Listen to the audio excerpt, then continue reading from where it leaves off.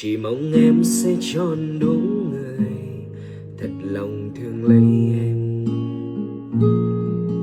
bởi em đau anh cũng rất buồn vì mình từng yêu thương.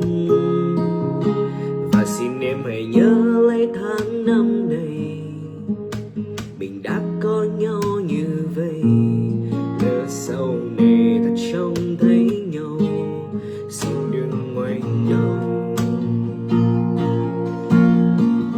Cả cuộc đời này anh không tha thứ cho bản thân mình vì đánh mất em, một người đàn ông như đang than khóc như một đứa trẻ.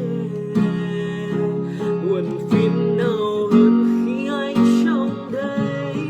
thế giới của mình sánh bước bên ai,